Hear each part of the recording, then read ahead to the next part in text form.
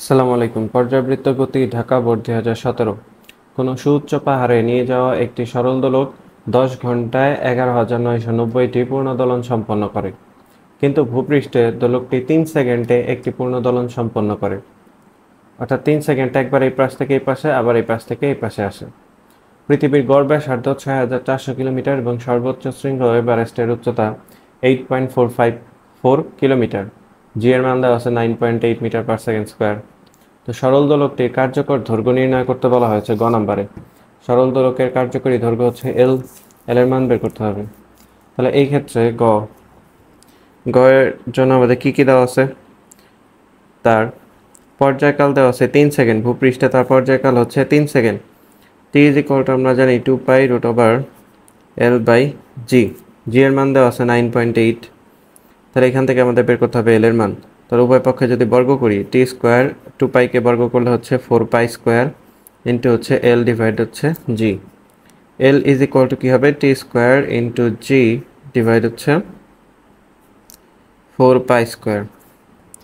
টি এর মান দেওয়া আছে হচ্ছে 3 সেকেন্ড, জি এর মান 9.8 ডিভাইড 4 পাই স্কোয়ার।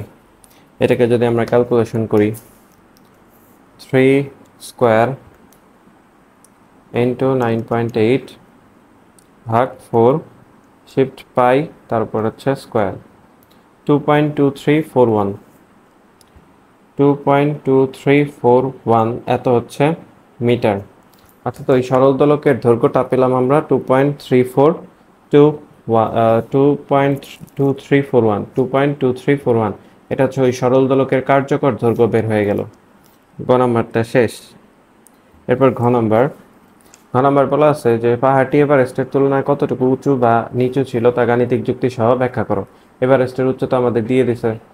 তো এখানে ওই পাহাড়ের উপর যখন সরল দোলকটাকে নিয়ে যাওয়া হয় তখন সেটা 10 ঘন্টায় 11,990টি পূর্ণ দোলন সম্পন্ন করে। 10 ঘন্টায় 11,990টি পূর্ণ দোলন সম্পন্ন করে। তাহলে একটি পূর্ণ দোলন দিতে তার কত সময় লাগে? তার মানে তার সেটাই হচ্ছে পাহাড়ের উপরে তার দোলনকাল কত হয়েছে সেটা বের হয়ে যাবে। টি1 এর মান তো হচ্ছে 3 সেকেন্ড ভূপৃষ্ঠে যখন। এখন টি2 বের করব। তো এখানে বলা আছে যে 11,990টি পূর্ণ দোলন দেয় কত ঘন্টায়? 10 ঘন্টায়। 10 গুণন 3600 সেকেন্ডে। এক ঘন্টা হচ্ছে 3600 সেকেন্ড। তাহলে একটি পূর্ণ দোলন দেয় 10 গুণন 3600 ডিভাইড হচ্ছে 11,990 সেকেন্ডে। একটি পূর্ণ দোলন দেওয়া মানে কি? তার পর্যায়কাল।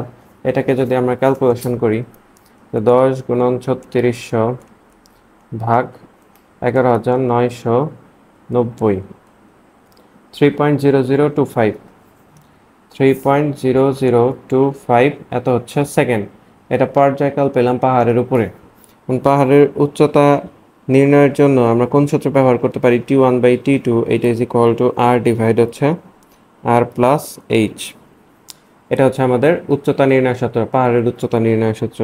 তাহলে আর প্লাস এইচ এটাকে আমরা লিখতে পারি হচ্ছে আর ইন্টু টি2 ডিভাইড হচ্ছে টি1। তাহলে এইটা ইজ ইকুয়াল টু হবে আর ইন্টু টি2 ডিভাইড হচ্ছে টি1 মাইনাস হচ্ছে আর। এটাকে যদি আমরা ক্যালকুলেশন করি তাহলে কত আসে দেখি। এইটা ইজ ইকুয়াল টু আর এর মান হচ্ছে পৃথিবীর ব্যাসার্ধ এখানে 6,400 কিলোমিটার দেওয়া আছে। তাহলে 6,400 গুণন টি2 এর মান পেয়েছি যে 3.0025। নিচে হচ্ছে টি1 এর মান 3.00। এটা থেকে কত বাদ দিতে হবে? এই পুরো অংশটুকু থেকে বাদ দিতে হবে 6,400 কিলোমিটার। তাহলে এটাকে যদি এখন আমরা ক্যালকুলেশন করি, গুণন 6,400 ভাগ 3 মাইনাস 6,400, 5.33778 বা 5.34 এত কিলোমিটার লিখতে পারি। তাহলে ওই পাহাড়ের উচ্চতা হচ্ছে 5.34 কিলোমিটার। এখন এখানে আমাদের কোশ্চেনটা করা হয়েছে যে পাহাড়টি এভারেস্টের তুলনায় কতটুকু উচ্চ বা নিচু ছিল। এভারেস্টের উচ্চতা 8.454 কিলোমিটার, তাহলে এই পাহাড়টা এভারেস্টের তুলনায় কতটুকু নিচু? এটার তো উচ্চতা আসছে 5.34, তাহলে 8.454 কিলোমিটার থেকে যদি আমরা 5.34 বাদ দিয়ে দিই তাহলে পাহাড়টি এভারেস্টের তুলনায় কতটুকু নিচু সেটা বের হয়ে আসবে। তাহলে এভারেস্টের তুলনায় নিচু,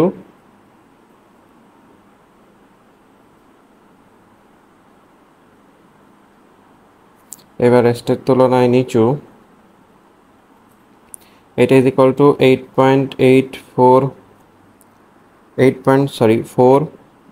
454 মাইনাস 5.34, বিয়োগ দিলে যেটা আসবে ওইটাই হচ্ছে আমাদের এখানে অ্যান্সার, যে এভারেস্টের তুলনায় ওই পাহাড়টি কতটুকু নিচু বা উঁচু, এটা আমাদের কোশ্চেন ছিল। তাই এটা হচ্ছে মাইনাস করলে যেটা আসবে ওইটাই হচ্ছে আমাদের ঘ নম্বরের অ্যান্সার। তো আশা করি এই ম্যাথটা সবাই বুঝতে পেরেছেন। ভালো লাগলে অবশ্যই লাইক শেয়ার সাবস্ক্রাইব করবেন, আর সমস্যা থাকলে অবশ্যই কমেন্ট করে জানাবেন। আল্লাহ হাফেজ।